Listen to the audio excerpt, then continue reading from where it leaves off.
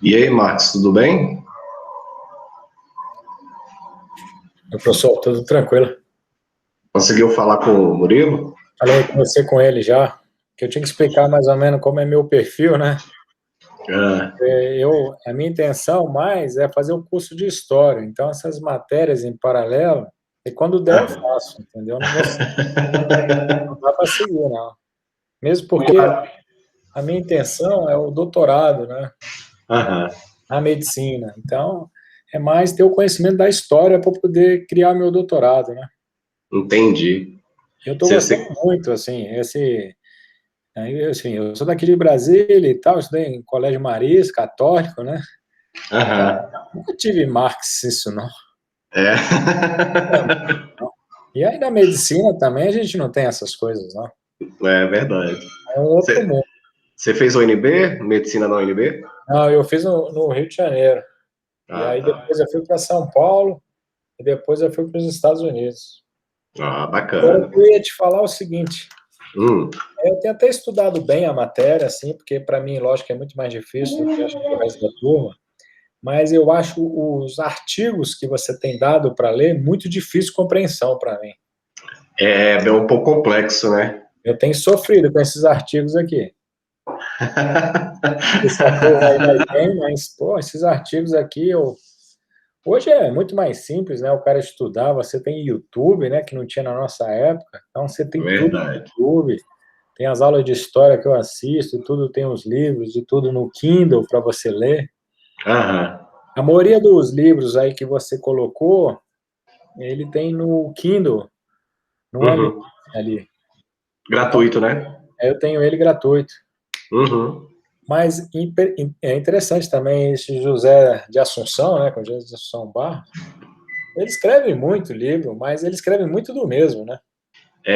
Você vai ver, né? Geralmente quando você pegar livro de Boris Falso, por exemplo, você pegar Eric Robensbald, também que você deve pegar um pouquinho mais para frente. Robensbald eu já estudei, já li bastante dele, mas, por exemplo, eu peguei a parte de Marx dele para ler, não entendi nada, cara.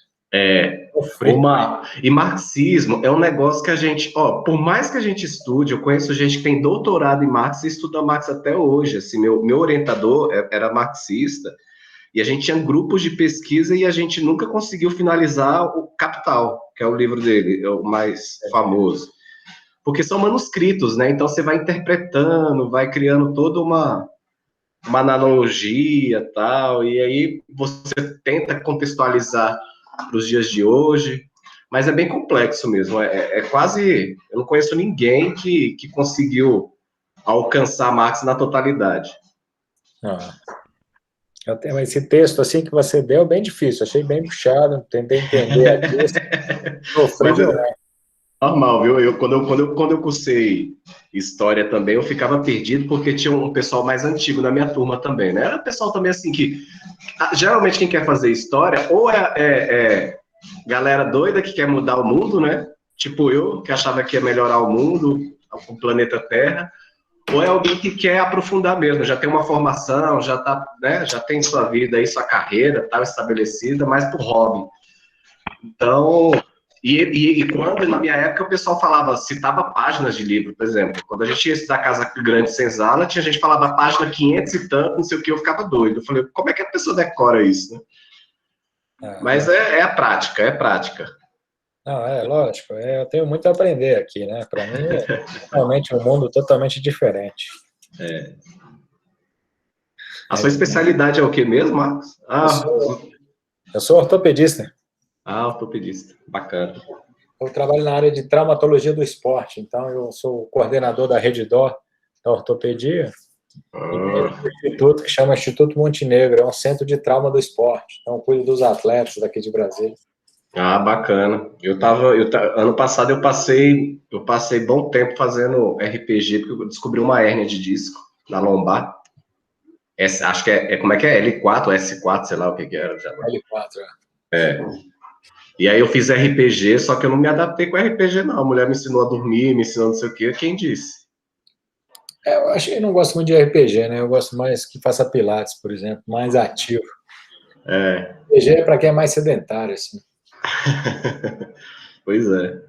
Bom, vamos lá, porque já deu aí os 5 minutos, daqui a pouco tem outra aula aí. A aula de hoje, acho que tinha entrado mais alguém, mas saiu, parece que só tá nós dois aqui agora. Mas está gravando aqui, qualquer coisa o pessoal adentro aí. Aí, Marcos, hoje a aula, que é a última nossa, é revisão, tá? A gente vai fazer uma revisão, porque como é o que está no cronograma, é o que a gente chama de web revisão. Então, a gente vai fazer uma revisão, um aparato de tudo que a gente discutiu até agora, das correntes historiográficas. Então, aqui, a gente, só recapitulando como foi dividido as nossas unidades, na unidade 1, nós verificamos aí as fontes históricas, que é fundamental para qualquer historiador, apesar de, para muitas pessoas que já têm uma vivência, saber o que são as fontes históricas já é algo já nato, né? Então, mas é importante a gente saber disso porque as fontes históricas estão diretamente ligadas às correntes historiográficas. Então, por isso que é importante, dentro da ementa, a gente tratar das fontes históricas.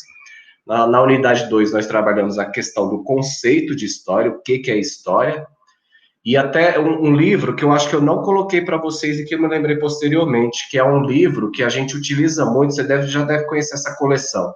Coleção Primeiros Passos, que são pockets, livro de bolso. Eu não sei se eu tenho ele aqui na minha biblioteca de falso alcance, mas ele tem até para baixar, acho que no Kindle também tem ele gratuito. É da coleção Primeiros Passos, que é aquela coleção que a gente, quando começa a graduação, a gente tem o que é cultura, o que é sociologia, o que é filosofia, e tem esse livro que é história, que é bem bacana, interessante. A próxima, eu vou tentar colocar aqui para vocês, até como referencial não, vou ver se eu baixo o PDF aqui, eu acho que eu tenho ele salvo, e compartilho com vocês para futuramente vocês terem isso na biblioteca de vocês aí. E na unidade 3, nós estudamos aí a questão da Escola das Análises, né, que anterior a isso, junto com o conceito de história, nós verificamos as correntes, que a gente vai relembrar um pouquinho aqui agora, e o materialismo histórico, que foi uma das últimas concepções das correntes que nós estudamos aí do marxismo, né, baseado no marxismo. Lembrando que eu sempre bato na tecla, que o materialismo, apesar das pessoas dizerem que o materialismo histórico veio de Marx, mas Marx, na verdade, ele só aprofundou isso que já era discutido lá por Engels, que foi, né, contemporâneo deles, escreveram juntos, mas essa concepção vem dele e ele aprofundou um pouco essa teoria do materialismo histórico.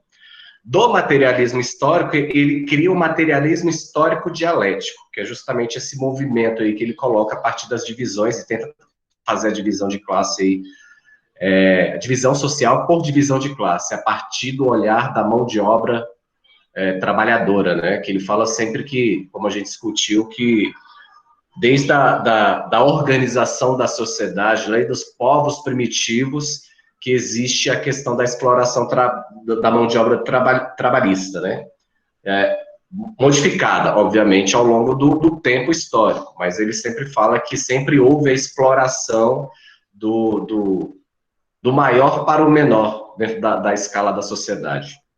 E aí, então, só para a gente recapitular aqui um pouquinho, que eu acho que até essa primeira aula você não chegou a pegar ao vivo, mas você deve ter assistido aí, a gente trabalhou a questão das fontes históricas, que a gente tem aí vários elementos considerados como fontes históricas, né, ao longo da história. Então, a gente vai ter desde lá dos povos primitivos, lá da pré-história, onde a gente faz a subdivisão do paleolítico, neolítico, também chamado de pedra polida ou pedra lascada, porque alguns historiadores consideram essa nomenclatura justamente por conta dos artefatos, né, arqueológicos.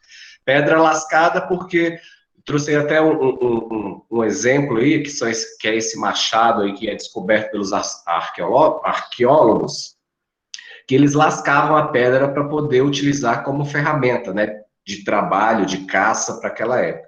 E pedra polida é o momento em que eles conseguem fazer o polimento, ter a tecnologia de entender o seu processo de polimento da pedra e considerar esses artefatos, fazer artefatos que venham de encontro, por exemplo, a utensílios domésticos, como os vasos, para guardar mantimentos, enfim, até mesmo para cuidar do processo do fim da vida, né, que muitos arqueólogos já abordam isso, que foi um grande achado, porque as famosas tumbas, que antigamente, principalmente nos povos tribalistas, né, antes de a gente falar de uma sociedade que é constituída por uma organização que eles chamam de democrática, com a democracia, onde surge o Estado e a divisão de cada papel na organização social, eles vão ter essa questão de polir, né, as pedras e madeiras para poder utilizar da melhor forma possível. E aí alguns historiadores utilizam dessa nomenclatura, período da pedra polida, período da pedra lascada. Primeiro pedra lascada, né, porque eles lascam a pedra e depois eles conseguem chegar à tecnologia de polir essas pedras. E aí a gente vai ter posteriormente o surgimento da escrita, né, os livros, as pinturas rupestres, que eles começam a fazer os registros, os primeiros registros escritos, através das pinturas rupestres. Para além disso, a gente vai ter aí outros mecanismos ao longo da história, como, por exemplo, o surgimento do mapeamento das regiões, a partir de uma organização mais social, aí a gente chega à questão da correspondência, da moeda, até chegar nos dias de hoje, que é justamente a tecnologia que nós estamos utilizando, né, que nós conhecemos, que é contemporânea a gente utiliza para poder deixar os nossos registros, né? Tudo agora baseado em nuvens. E aí a gente vai ter aí, dentro dessas fontes históricas, uma subdivisão, que são as fontes históricas escritas, que aí é o que a gente começa lá, primeiro com as pinturas rupestres, depois vem por escritos mesmo, quando a gente domina a questão da alfabetização, do letramento, a criar códigos de escrita, e esses registros são caracterizados aí ao longo da história como um grande aperfeiçoamento poderoso de uma narrativa histórica, né? Que são as fontes escritas. Exemplo também, a gente vai ter as cartas, os documentos, os jornais, os primeiros jornais que surgem aí impressos lá no final do século XVIII, início do século XIX, então também consideradas como fontes escritas. As fontes não escritas, que muito utilizado aí na arqueologia, como, por exemplo, os próprios fósseis, né, que os arqueólogos utilizam para tentar fazer essa junção de elementos para fazer a narrativa do processo da evolução da humanidade. A gente vai ter as obras de artes, os quadros, né, as pinturas.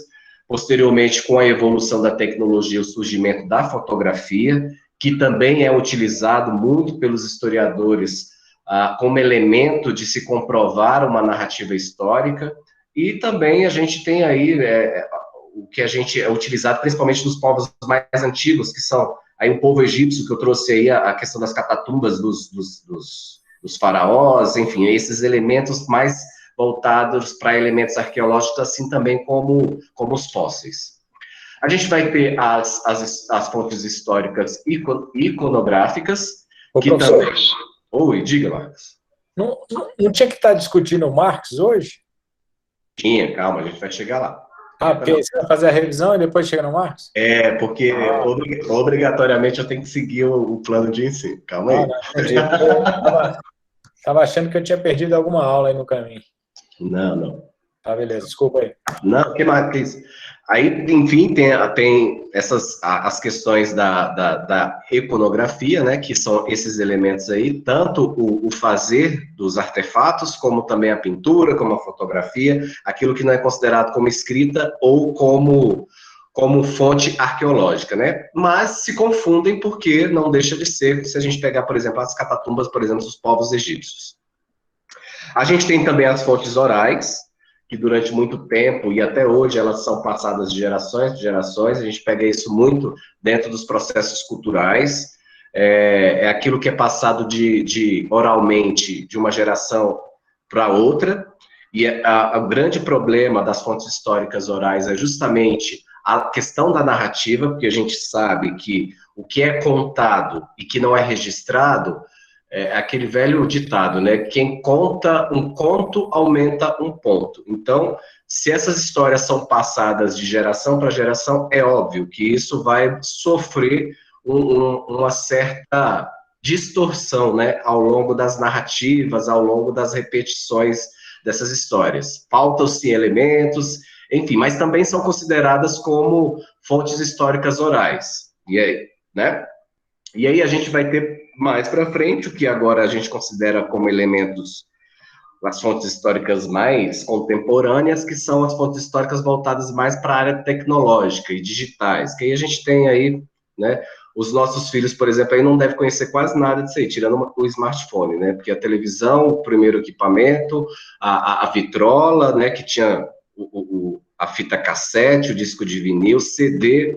Hoje, por exemplo, aqui em casa, os meninos não sabem nem o que é CD. Se a gente fala de CD, acho que você tem filho aí, né, também. Se fala CD, eles não devem saber nem o que é CD, ou falar também no VHS, né, do videocassete, enfim. Então, essas fontes também são consideradas hoje fontes tecnológicas e digitais, né, assim, por assim dizer, utilizadas também como recursos de repositórios. E muitas das fontes que nós conhecíamos impressas, elas estão agora nesse formato digitalizado em virtude de toda a tecnologia que a gente conseguiu adquirir ao longo da história. E aí a gente entra aqui na questão das correntes históricas. Voltando aqui, só um breve resumo, positivismo, o que foi o positivismo, lembrando que a gente tratou aqui que nós estamos tratando de um período da época do iluminismo, período esse que é posterior à Idade Média, onde nós saímos daquela mentalidade de que tudo era explicado por uma vontade divina, né, pós o apogeu aí do cristianismo católico, que eu cito aqui. A gente começa a surgir aqui o protestantismo, que é justamente uma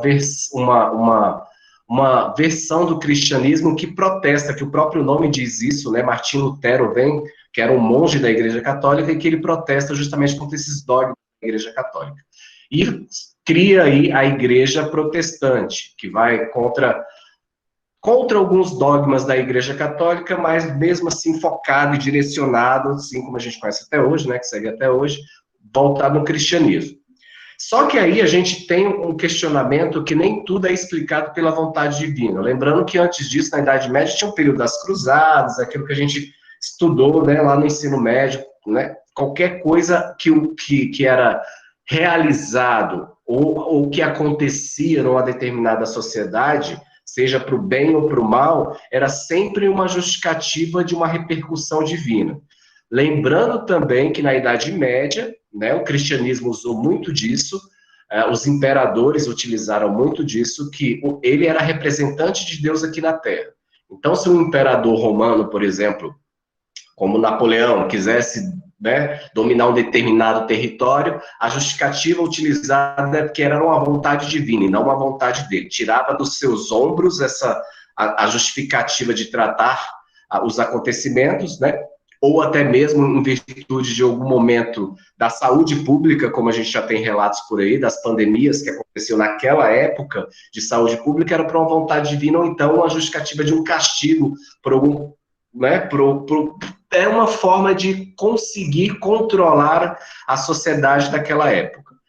E aí a gente vai ter, nesse período do Iluminismo, no final do século XVIII, no início do século XIX, uma grande evolução científica, com o surgimento aí de novas tecnologias, como, por exemplo, a máquina a vapor, surgimento das ferrovias, os navios, os telégrafos, e um grande crescimento urbano, né? As pessoas saem, se na Idade Média a grande organização social era feita lá nos feudos, né, onde a organização era agrária, agora algumas regiões, principalmente no centro da Europa, vai ter uma grande expansão do crescimento urbano, né? As cidades vão sendo criadas ao redor, porque na Idade Média a gente vê isso muito em vídeos, vídeos não, filmes, da época medieval, quando eles vão tratar desse período, que é o castelo, né, no meio de um terreno, e ao redor desse castelo vão surgindo os vilarejos. Esses vilarejos, por acaso, vão se tornando um grande centro urbano ao redor do castelo. Por exemplo, quem viaja muito, você já deu o relato aí, que você viajou já muito para a Europa, tal, conhece bem. Você vai perceber que sempre tem um castelo, uma grande matriz de uma igreja ali ao redor, e o vilarejo, ele se constitui ao redor dessa grande matriz, né, que é constituído. Então, a gente vai ter isso muito latente lá em Paris e Londres, isso geograficamente está lá posto até hoje, a gente consegue visualizar isso, e o crescimento ao redor desses locais vai se constituir nessa urbanização da sociedade. E a ciência começa, então, a ser mais latente dentro desse processo do século XVIII, início do século XIX, com a repercussão dessas novas tecnologias. E por isso que os historiadores chamam de período iluminista, né? Se lá na Idade Média a gente chamava de Idade das Trevas, por N motivos, por situações econômicas, situação de higiene, situação de saúde pública, porque as pessoas viviam com aproximadamente até a idade máxima que a gente tem relata de 30 a 35 anos, em virtude da situação que o mundo, né, vivenciava. E existia também uma necessidade de expansão territorial. É nesse período do iluminismo que a gente vai começar a ter uma expansão muito latente, não que não tivesse acontecido antes, como, por exemplo, os portugueses chegaram aqui no século XVI, né? Lá em 1504, 1505, 1400, alguma coisa, começa essa expansão. O exemplo de Portugal, que antes do Brasil, eles colonizaram, por exemplo, os povos africanos, né, os povos que nós conhecemos hoje de língua portuguesa. Moçambique, Porto Príncipe, foram para lá e depois vieram para o Brasil, acharam o Brasil, e a gente vive essa latência. Tanto é que o Brasil foi um dos países que teve grandes disputas. Tanto é que a gente tem colônias aqui holandesas, a gente estudou isso lá da história, né, no ensino médio, a gente tem colônias francesas, a gente tem colônia espanhola, que todo mundo quis achar os seus territórios. E por que isso? Porque era necessário. É o que eu sempre falo, dentro da história, não cabe ao historiador a gente julgar. Ah, porque eles foram ruins, mataram muita gente. Ah, porque a igreja foi ruim, dizimou a população por conta de uma doutrina religiosa. Não é isso. Nós, historiadores, precisamos ter em mente que a mentalidade era aquela, naquela época. Era naquele intelecto que se organizava a sociedade. Então, neste momento do iluminismo, nós vamos ter ainda essa latência do processo de expansão. E mais que isso, principalmente no século XIX, é quando a gente vai ter uma calmaria, onde a gente até brinca, que é quando o planeta todo já está distribuído, né? Já está todo mundo ali subdividido com as suas fronteiras demarcadas. E aí a gente precisa crescer de uma outra forma.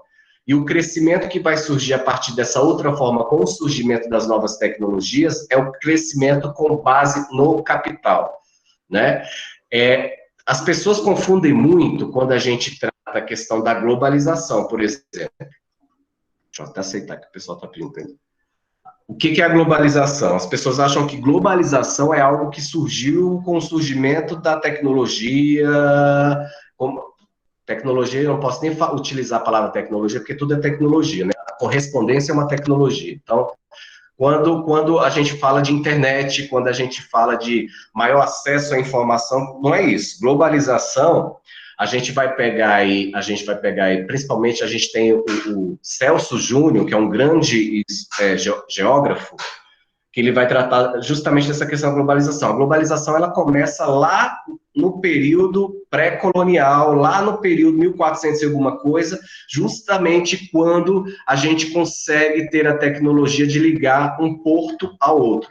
Quando a gente começa a fazer aquele processo de transição, principalmente os portugueses, a Europa, que começa a ter contato com as Índias e trazer... Isso já era globalização. Então, esse processo de comercialização com outros comércios já era considerado globalização. A globalização, ela só foi se criando uma subjetividade muito grande, e aí entra a questão do capitalismo, quando a gente trata justamente desse processo de produção em larga escala, né? Se antes a gente fazia uma produção de uma forma artesanal, com o surgimento das tecnologias, a gente consegue aí ter uma produção em maior quantidade. Quando a gente tem uma produção em maior quantidade, eu preciso, obviamente, a consequência disso é estocar maior produtos, né? Eu tendo estoque de maior produtos, eu preciso, consequentemente, ter pessoas que comprem esses produtos, né? Eu preciso ter pessoas que tenham condições. Ora, e da onde eu vou arranjar pessoas para ter essas condições? É bem nessa época aqui, por isso que é importante a gente ter essa contextualização, mas vocês vão aprofundar lá na história da Idade Média, que vocês vão ter essa disciplina, vocês vão ter, acho que é esse semestre ainda, História Medieval 1, História Medieval 2, mas quando a gente vai tratar, por exemplo, a questão aqui do Brasil, né? Nessa época aí, quando a gente pega, por exemplo, a Lei Áurea. O que é a Lei Áurea? A gente aprendeu lá na escola, pelo menos eu aprendi dessa forma, que um belo dia a princesa Isabel acordou, teve um sonho, né, que ela era muito devota, era muito religiosa, e aí ela resolveu, então, a partir desse sonho, escrever a Lei Áurea. Lê do engano, quem aprendeu dessa forma. A Lei Áurea nada mais foi escrita do que uma consequência desse processo de capitalização. Por quê? Porque a gente tem aí, nessa época, no século XVII, século XVIII, uma grande potência mundial, que é a Inglaterra. Se a gente for contextualizar, o que são os Estados Unidos hoje? Que é a grande potência mundial. No século XVIII, século XIX, a grande potência era a Inglaterra.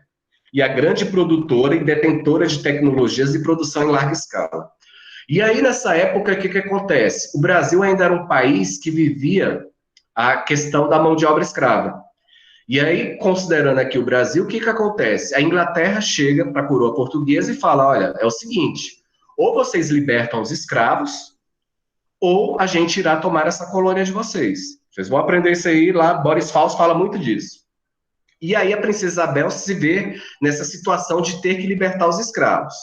E aí a Lei Áurea não foi nada mais do que isso, porque foi uma pressão vinda da Europa, porque eles precisavam trazer produtos da Europa para o Brasil, e a gente sabe que a elite brasileira era uma elite muito pequena e que não consumia todos esses produtos, não conseguia consumir. Tanto é que vocês vão ver também que teve um período na história do Brasil que a gente teve aí grandes compras de produtos que aqui não eram utilizados, né? A gente vai ter, por exemplo, tem relatos históricos, fontes históricas, documentos dizendo que na época de Dom Pedro II comprava-se esqui de neve e era estocado aqui no Brasil. Sem sentido nenhum, né? As próprias vestimentas que vinham toda da Europa, e a gente vê aí em vídeos da época, tem até as novelas contemporâneas, a gente pega aí Escrava Isaura, a gente vê muito essa organização. E aí o que eles falam? Eu preciso ter pessoas minimamente assalariadas para que elas comprem os produtos que são produzidos aqui pela Europa. Então, esse período é importante a gente entender o que era isso.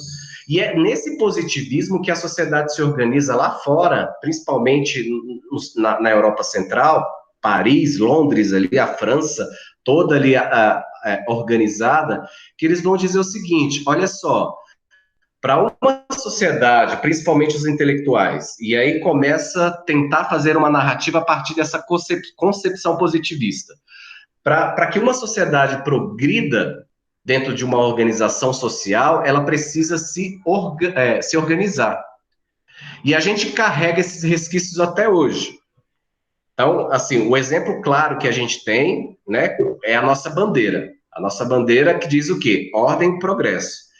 Então, isso cai muito em concurso público, que fala assim, que a nossa bandeira, a bandeira brasileira, ela foi concebida e constituída a partir de uma visão positivista, verdadeiro ou falso, ou certo ou errado, com a prova do CESP da vida. Certíssima. Porque era justamente essa concepção do positivismo. Uma sociedade, para ela progredir, ela primeiro precisa se organizar. E para ela se organizar, o Estado precisa ter o domínio disso, intelectual, dominador da cultura e de tudo, né? Então a gente vai ter essa concepção do positivismo aí dentro dessa realidade.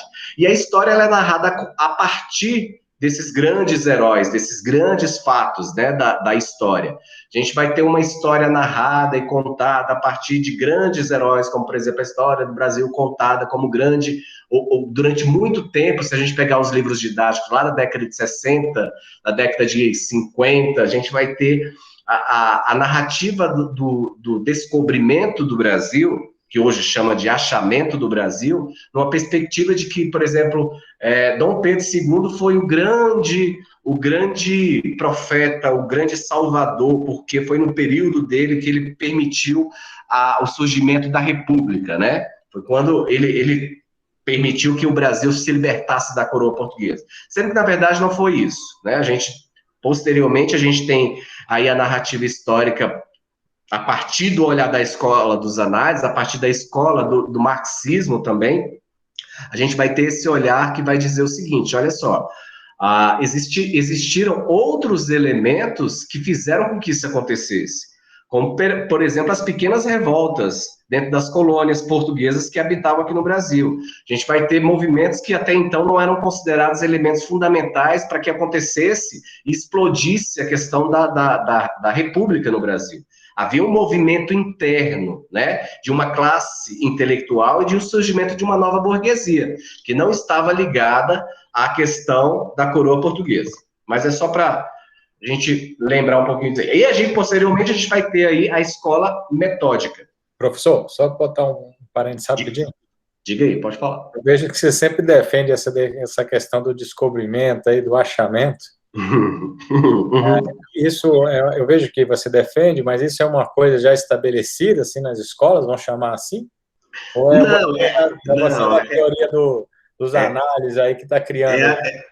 Porque eu sou cria dos análises, então, entendeu? Porque eu, no meu pouco conhecimento, lógico, comparado, eu não vejo grande diferença em falar achamento e descobrimento, não. Eu acho que no sentido da palavra é mais ou menos a mesma coisa. Mas quando a gente vai mais na subjetividade, quando eu falo descobrimento, é como se eu desconsiderasse que os índios aqui não habitavam, nesse sentido. E quando eu falo que ele foi descoberto por quem? Com que direito os portugueses tinham o direito de dizer que a terra são deles? Porque ela foi contada a partir de um olhar europeu. Mas aí é toda uma questão, aí é o que eu falo. Exato, você vai falar que... puxa pela sua sardinha, né? Vai falar que o português veio aqui e descobriu o índio, que estava escondido, que ninguém sabia, descobriu ele. Então, mas era só para botar... Não, Max, não, e tem outra coisa. E depois tem outra linha de raciocínio, os índios. Olha o nome, índio. Você sabe que quando Cabral veio para cá, ele veio achando que estava chegando nas Índias, né? Isso a gente já sabe. E aí, o que acontece? Você já deve ter ouvido falar na questão da Pangeia. Já ouviu falar da Pangeia? Pangeia era quando quem não sabe aí, era quando todos os continentes eram unificados.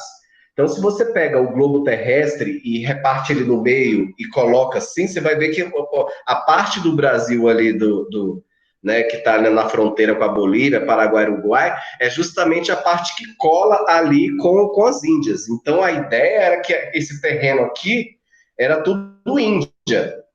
Tanto é que já tem artefatos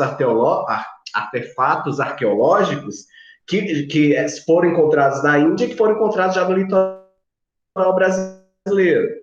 Então, assim, sabe, é uma questão da gente juntar questão geográfica, questão antropológica, sociológica, por isso que eu defendo, tá? Não, você pode continuar aí como historiador, quando você tiver essa carteirinha de historiador, você fala assim, não, eu tive um professor que ele era doido e falava que o Brasil foi achado, mas essa é a minha linha de raciocínio porque me convenceu. E historiador vive de convencimento, sabe? Você vai se convencer o tempo todo de várias coisas. Essa é a minha linha de convencimento. E é o meu papel aqui, trazer à tona essa questão. Mas óbvio que se a gente for olhar, ter um olhar de, por exemplo, de português, eu diria, se eu fosse português, falaria, não, o Brasil foi descoberto, é terra nossa. E imagine, né? E sem falar que isso depois, quando a proclamação da República acontece, o descontentamento que isso vai ocorrer com o povo português de perder um pedaço de um território de uma terra. E isso aconteceu, que a gente falou, né, lá no comecinho da Escola dos Anais, a gente viu lá a Primeira Guerra Mundial, o que aconteceu com o sentimento lá da Alemanha.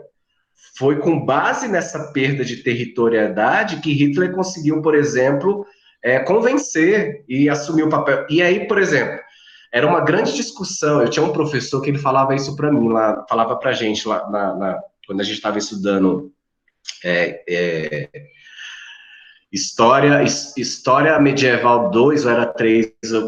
Quando a gente foi estudar a Europa como toda a Primeira Guerra Mundial, e era, não, mentira, História Moderna. E aí ele falava assim, que Hitler ele não foi uma personagem para o povo alemão. Apesar de nós acharmos que o Holocausto, tudo que ele fez, não sei o quê, mas o povo alemão acreditou nele. Então, se a gente levar em consideração a fala do povo alemão, muitos até hoje consideram que ele fez uma coisa bacana.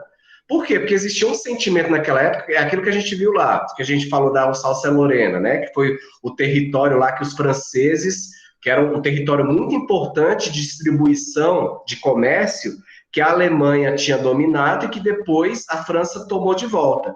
Isso gerou um sentimento muito grande no povo alemão. Por quê? Porque a ausência desse território fez com que o povo alemão quase que se dizimasse. O povo passou fome, o povo não tinha condições, ou não tinha onde plantar e sobreviver. Então, a situação econômica do povo alemão, ali, quando você chega na Alemanha, uma latência de querer vingança, sabe? Porque o francês foi lá e roubou o território que durante muito tempo, gerações e gerações, pertencia à Alemanha. Então, Hitler utiliza disso para poder dizer, olha, vamos agora ter a nossa população, como eu posso dizer, é o que ele usa muito, pura, né? A população pura, aqueles que são alemães, nascidos de alemães, aquilo que não pertence ao nosso território, a gente vai dizimar, aquela religião que não pertence à nossa territorialidade, a gente vai tirar, pessoas com deficiência a gente vai tirar, tudo que não representa isso. Então tem muito esse sentimento, sabe? Então, e aí, dentro do processo, como nós historiadores, a gente vai carregar muito isso. Apesar de, quando a gente vai tratar aqui, um pouquinho mais para frente e começa aqui a tratar dos elementos nacionais, a escola metódica vai trazer muito disso. A questão da língua, a questão da territorialidade, esse momento de fazer essa narrativa da história, analisando o espaço geográfico, começa a ser muito latente. E aí que eu estou falando aqui no meados do século XIX, 1800 depois de 1860, 1870. Isso vai estar muito latente e essa narrativa histórica vai estar muito propícia para tratar disso.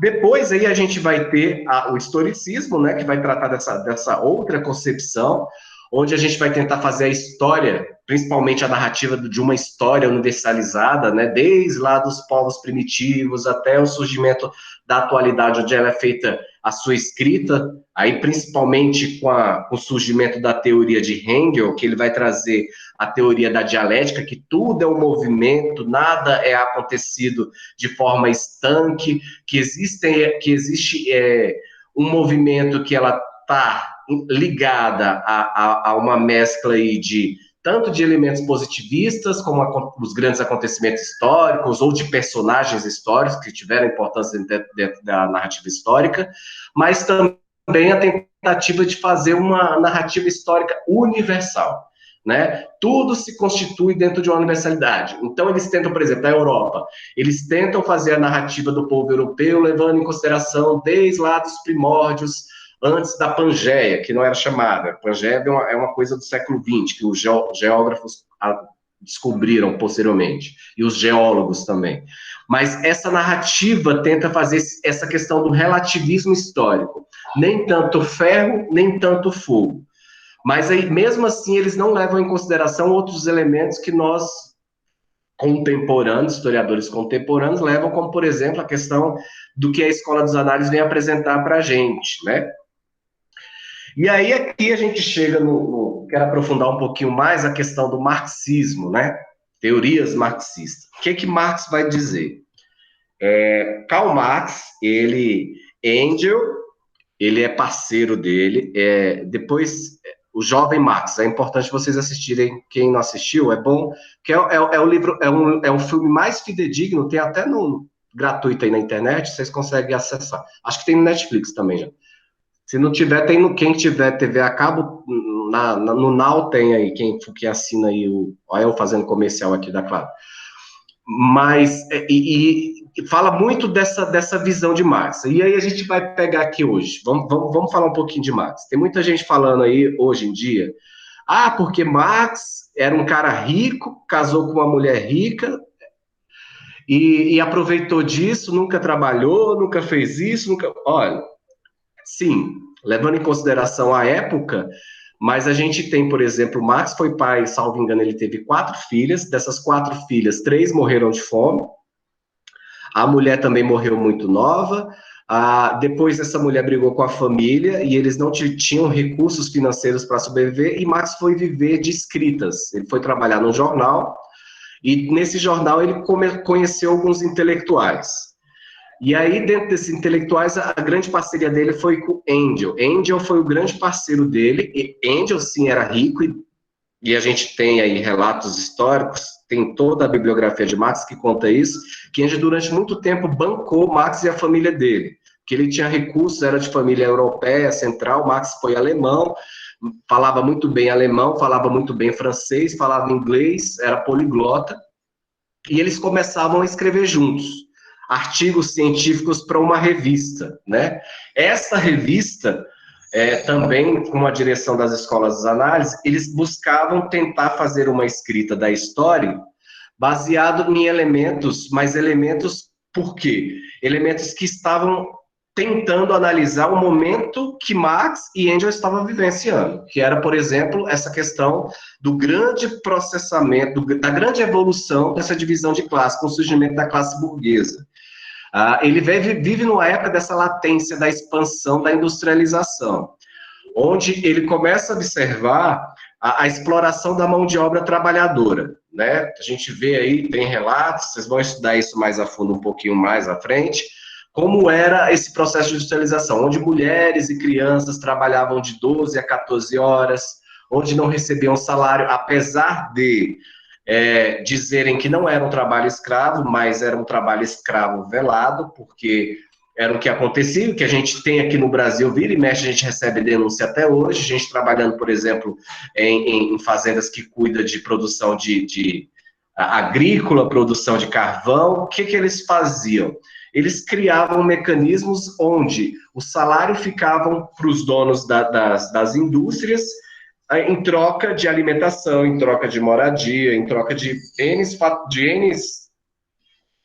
elementos de subsistência. Então, Marx ele começa, então, a pensar sobre essa organização social que se constitui, que ele vive naquela contemporaneidade, né? E aí, os dois criam um jornal, esse jornal é perseguido, né? Pelo governo europeu, francês, principalmente, e aí ele começa a bater de frente contra esses novos burgueses, que eles chamam.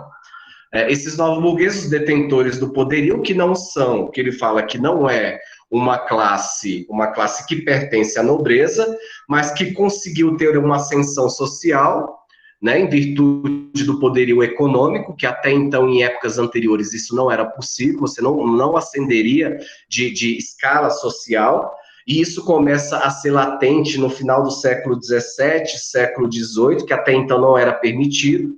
E a gente tem exemplo disso até hoje, né? Se a gente pegar, por exemplo, a família real inglesa, né?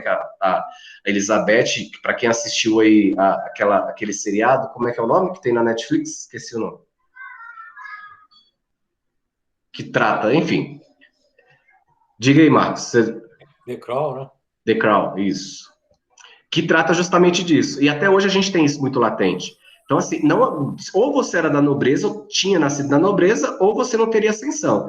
E aí a gente vai ter esse momento que ele vai falar assim, olha, surgiu essa classe burguesa agora, e essa classe burguesa é que está dominando o processo de classificação social. Mas antes disso, aí eles começam a fazer essa análise. Pera lá, olha só que interessante. Se a gente pegar a história das primeiras civilizações, dos povos gregos e romanos, quando eles começam a constituir o Estado democrático de direito, criando leis, direitos e deveres para todos, a gente vai ter essa mesma exploração. A gente vai ter a exploração da mão de obra escrava, dos territórios que são dominados, né, pela imposição de expansão territorial, não tanto na concepção de raça, né, de cor de pele, como muita gente ainda confunde isso, quando fala de escravidão, acho que a escravidão só está relacionada ao branco e ao preto, mas que isso sempre existiu durante a sociedade. Até antes disso, sempre teve essa divisão de quem iria trabalhar e quem ia ser a detentora do lucro, né? No período medieval, aí ele vai falar assim, que a sociedade evoluiu, saiu do período das civilizações antigas, foi para o período da Idade Média. Na Idade Média, a gente tem a mesma concepção. Sempre vai ter o explorador e o explorado. O exemplo disso que ele vai colocar dentro da bibliografia dele é justamente a questão dos feudos, né? Onde vai ter lá as divisões, você recebe um pedacinho de terra, mas você tem que pagar o que você produz ali de impostos, né? Para o dono dos feudos, né, para os suzeranos, e aí a gente vai ter essa relação de suzerania e vassalagem, que ele coloca e explica muito bem isso aí, que a gente vai estudar lá na Idade Média, quando vocês tiverem a disciplina de Idade Média, mas essa relação é o que ele vai dizer, isso sempre existiu. O fato de ter surgido uma classe que conseguiu a ascensão social não quer dizer que tá tendo uma distorção ou um surgimento aí de uma possibilidade de progressão social. De fato, ocorre, mas a questão da exploração ainda permanece. Surge uma nova classe, que é a classe burguesa, que não é a mais a chamada de nobreza, mas que é detentora do lucro, e que esse lucro é sempre a partir da exploração da mão de obra dos trabalhadores. Então, na verdade, em linhas muito amplas, que é aquilo que eu sempre falo, Marx, a gente não vai conseguir, né, superar nisso. Num ano, em 2 anos, porque a gente sempre estuda e acha elementos aí. E aí ele vai dizer o seguinte, que na história, a gente vai ter sempre a questão da produção ligada. A evolução da humanidade, ela vai ter sempre a relação da matéria-prima, desde lá da exploração, pegar aqui o Brasil, por exemplo. O Brasil, desde quando ele foi achado ou descoberto, Marcos, a gente teve a exploração. Qual foi a primeira exploração que teve aqui no Brasil? O pau-brasil. Depois do pau-brasil, aí quem veio? Os portugueses vieram para cá, exploraram a terra, e a matéria-prima que era explorada era o pau-brasil. Utilizando a mão de obra de quem? Dos próprios índios. Ok? O dominador e o dominado, a matéria-prima. Depois a gente evoluiu um pouquinho. Aí a gente teve, por exemplo, o povoamento do Brasil, né? E aí vocês vão aprender outra parte lá da disciplina História do Brasil, que o Brasil foi povoado pelos portugueses. Mas quem foram os portugueses que quiseram vir para o Brasil? Eram aquelas pessoas que eram os presos políticos. Então, daí a gente já conhece toda essa organização do Brasil. Os presos políticos portugueses foram mandados para o Brasil para ter uma nova chance. Então, já começa... Boris Fausto vai usar muito disso. O famoso homem cordial começa a se estabelecer dentro desse processo de povoamento. O que é o famoso homem cordial? É justamente isso que a gente vê na nossa política, no nosso dia a dia, que é aquele negócio que o político fala assim. Político não, e nós também. No nosso cotidiano, nós trabalhamos dessa forma também. Vira e mexe, a gente está fazendo isso. Olha, eu estou te fazendo isso, mas em favor... Lá na frente você vai ter que me retribuir esse favor. É sempre pensando no favor. Max, você já teve oportunidade de ter acesso a outras culturas? Você sabe que essa relação aí de troca de favores, para algumas, né, nações, ou culturas, isso até é um pecado, né? Você não faz nada considerando uma troca de favores. Você faz por vontade própria, porque teu caráter, não sei o que. Aqui no Brasil a gente tem isso muito latente, né? Tá enraizado na nossa cultura. Essa questão de, olha, eu tô te ajudando aqui para amanhã você me ajudar ali. Eu tô te ajudando aqui. Eu tinha um professor que ele sempre falava assim: todo brasileiro rouba. Aí eu falo assim: o Marcos rouba, o Joab rouba, a Paola rouba, o professor Cláudio rouba. Em que sentido? No sentido, por exemplo, que nós sempre queremos tomar vantagens. Um exemplo claro. Quem de nós, aí ele dava esse exemplo assim, quem de nós, não trabalhando numa empresa tal, não pegou lá o telefone para usar telefone, uma linha de telefone para ligar para resolver um problema particular nosso? Obviamente que há dois pesos e duas medidas para esse negócio, mas, né, levando a linha mais específica da ação.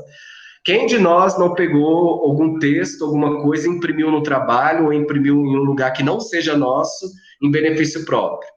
Quem de nós, então ele sempre usava dessa argumentação para tentar exemplificar, né, esse famoso homem cordial, o brasileiro tem essa cultura de querer sempre ganhar vantagem em algumas coisas, né?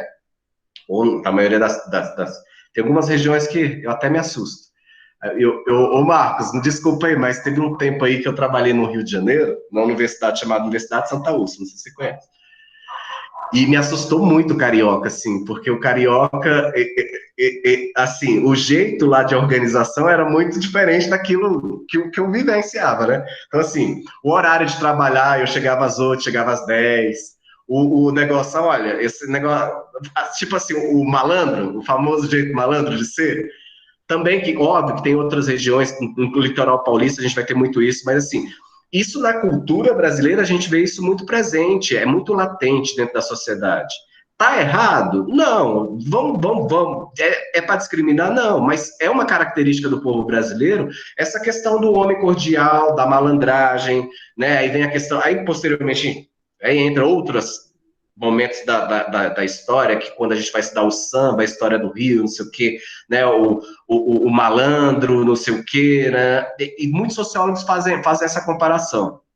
Então, Marx ele vai dizer justamente isso, que há essa relação, né, de produção, que sempre tem a produção material ela está atrelada a uma exploração, e essa exploração ela vai estar sempre constante dentro do processo da formação da humanidade, entre o explorado e o explorador, né? O explorador e o explorado. Então, essa relação ela se constitui a partir da matéria-prima, por isso que vem materialismo, matéria-prima, histórico, que está dentro do processo histórico, e ele vai chamar ainda dialético, que tem um movimento.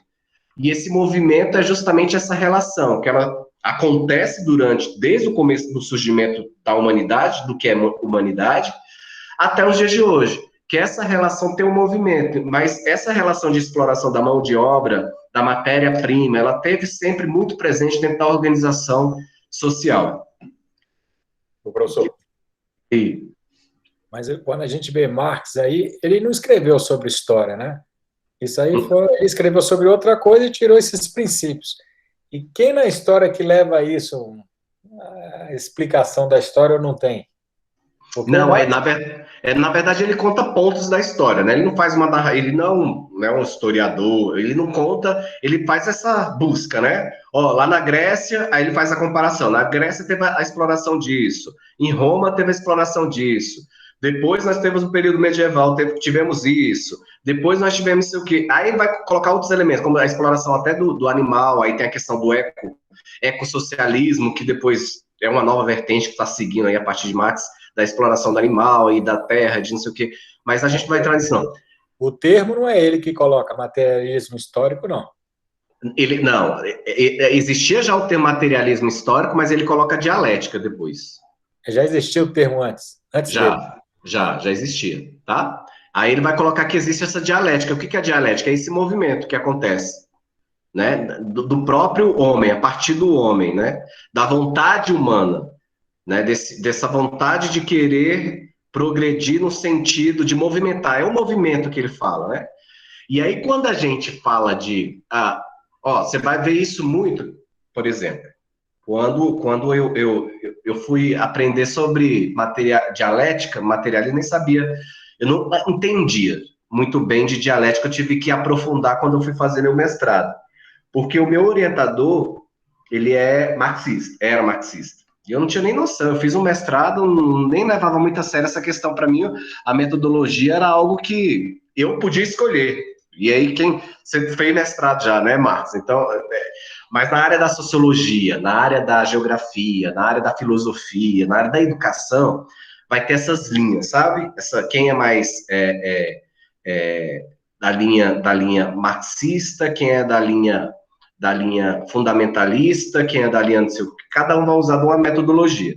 O meu, por destino, era marxista.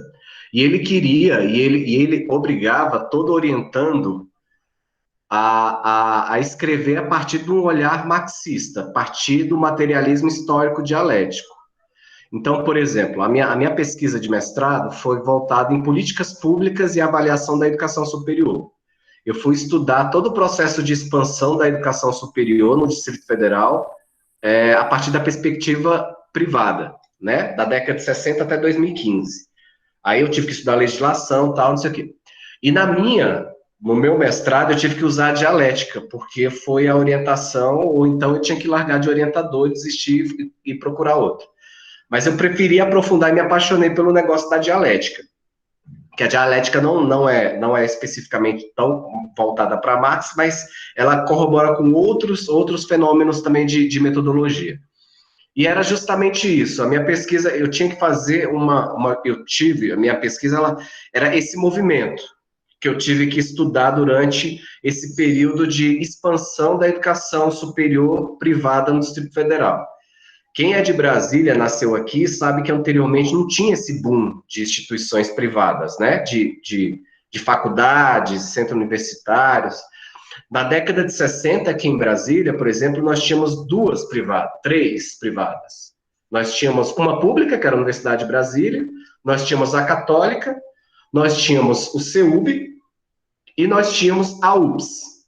Vocês devem conhecer, né? Essas eram as três privadas e uma única pública. E hoje a gente, pelo menos até onde eu estudei, em 2017, nós tínhamos mais de 96 instituições privadas, só aqui no Distrito Federal, que teve essa expansão. E aí eu tive que fazer essa dialética. O que movimentou e como foi esse processo, tanto da legislação como de expansão da economia voltada para a área educacional, como que a legislação se deu dentro desse processo? Que aí depois teve o surgimento aí do que a gente chama de Sistema Nacional de Avaliação da Educação Superior, que até então não existia, né? Existiam as faculdades, mas ninguém avaliava, o Estado não regulava, não tinha essa questão de autorização do MEC para funcionar. Tinha, mas não era da forma como é hoje, que hoje, por exemplo, o aluno termina, tem que fazer uma prova para dizer quanto que ele tirou de pontuação, e aqui é quando a gente vê aquela questão de ranqueamento das instituições de educação superior. Né? Vocês devem ver aí, muito comercial fala assim, instituição tal, nota 5 no Ministério da Educação, nota 5 no MEC, e a maioria da população não sabe o que isso significa. Né? Tem um rol aí de regulação que a gente precisa seguir. E aí a gente vê essa expansão da educação superior, e é justamente essa dialética. O que favoreceu para que houvesse essa expansão da educação superior aqui no Distrito Federal? E aí a gente vê, por exemplo, uma economia que era necessária, porque a gente estava em plena expansão de necessidade de profissionais que atuassem na área de serviços, que nós não tínhamos aqui. Nós tivemos, por exemplo, a grande expansão territorial aqui no Distrito Federal. A gente teve, né, várias regiões administrativas sendo surgidas e a gente precisava de mão de obra especializada para urbanizar essa territorialidade que estava sendo expandida aqui no Distrito Federal.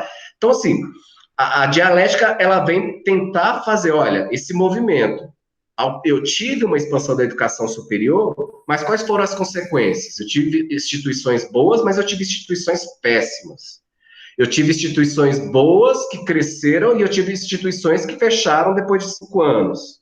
Eu tive instituições... Por que isso aconteceu? Que movimento foi esse?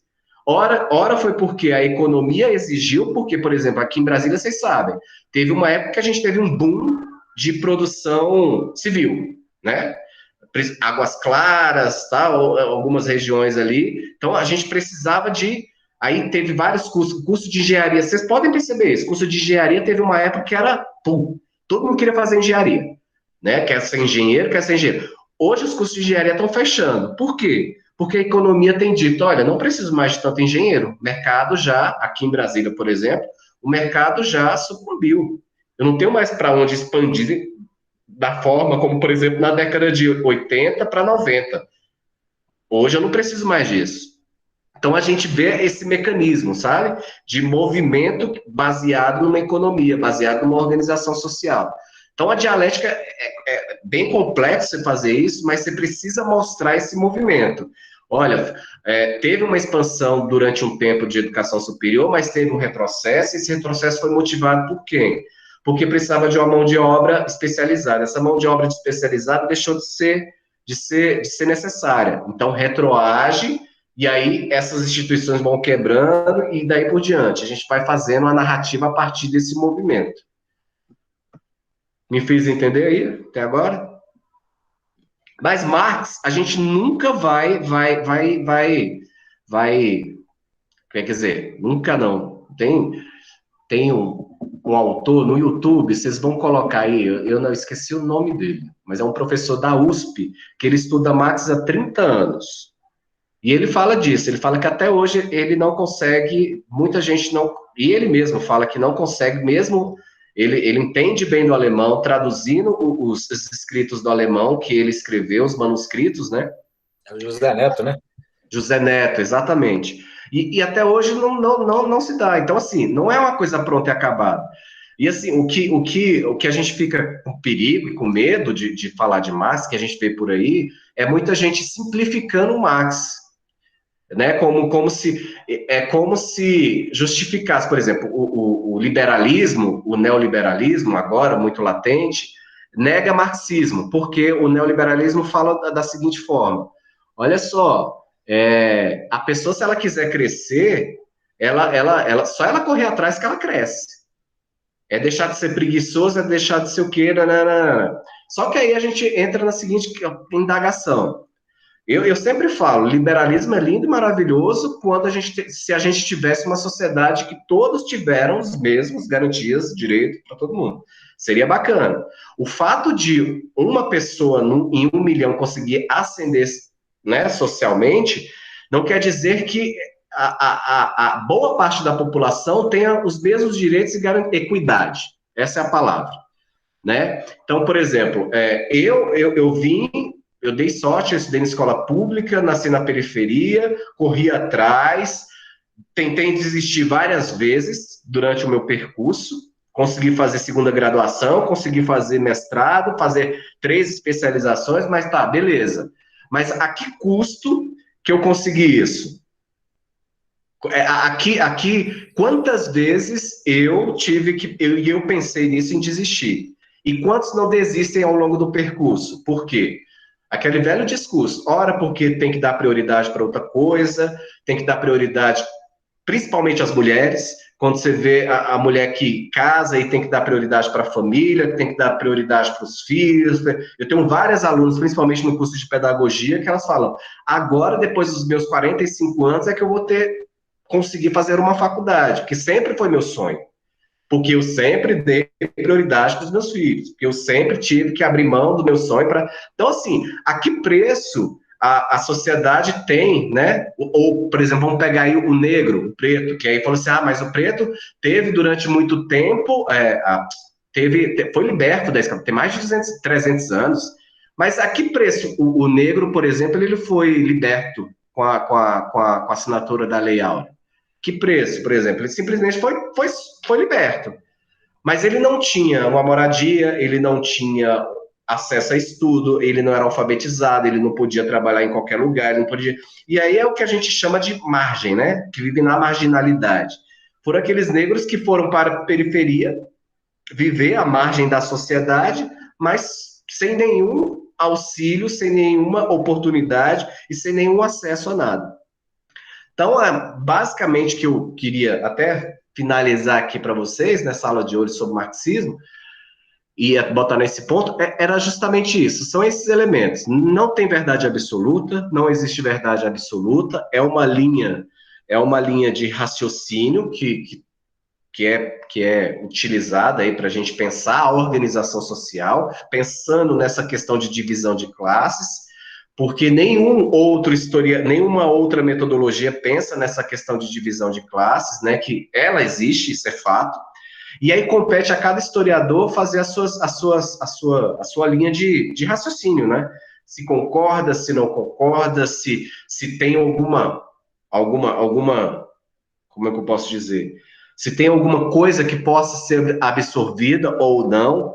Mas, assim, para mim, eu que sigo dessa linha, que eu rezo da cartilha do marxismo, o que me convence ainda é essa questão, né? Da questão da equidade e da questão da exploração da mão de obra trabalhadora que sempre existiu e que Marx bate muito na tecla disso. E isso é fato quando a gente estuda a questão marxista.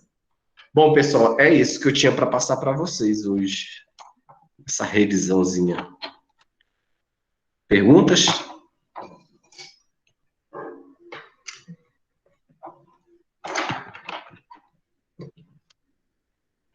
Vamos, gente, não briga não.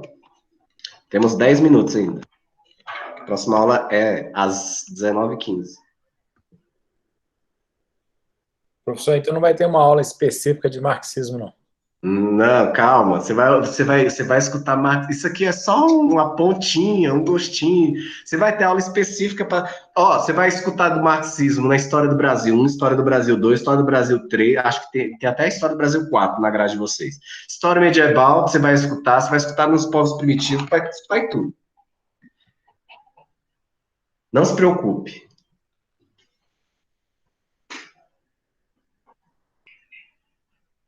E aí, Joab, você tá muito calado aí, tá roendo unha demais. Tá refletindo.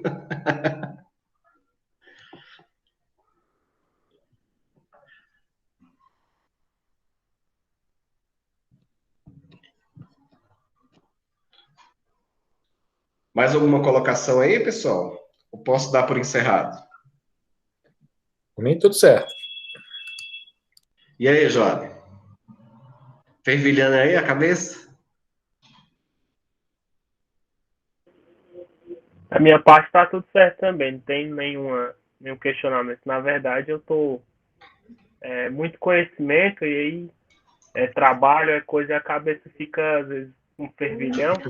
E eu não consegui formular nada para perguntar, porque é tanto conhecimento, e aí você vê um contradizendo o outro, é uma construção, um apresentando a história como ciência, um apresenta como não, é o materialismo histórico, é os análises, então na minha cabeça ainda estou processando ainda o conhecimento. A verdade é essa. Mas muita coisa ainda, muita coisa. Ih, gente, no curso de história vocês vão concordar, discordar, bater a cabeça, se revoltar. Então, o processo é esse. Aqui é só para vocês entenderem mais ou menos como é que era a escrita da história e quem foram esses personagens. Mas vocês vão ter aí filosofia da história, vocês vão ter sociologia da história, vocês vão ter várias outras matérias que vão aprofundar isso aí. Podem ficar bem tranquilos aí. É só para essa disciplina eu acho até importante, eu fiquei sabendo hoje pela coordenação que ela vai ficar um pouquinho mais para frente, porque acho que ela faz muita gente desistir do processo, né? Mas é para vocês entenderem que a história é escrita em vários momentos. E esses vários momentos têm toda uma contextualização social, que aí dentro dessa contextualização social tem a economia, tem a cultura, e ela ela é orgânica, essa é a palavra certa. E que não existe verdade e que não existe verdades absolutas dentro da narrativa histórica. E que não existe também o bonzinho e o malzinho.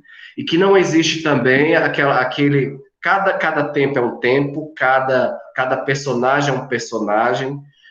Aquilo que a gente fala hoje, por exemplo, discute política e, enfim, a gente tem discutido muito essa questão de ideologia.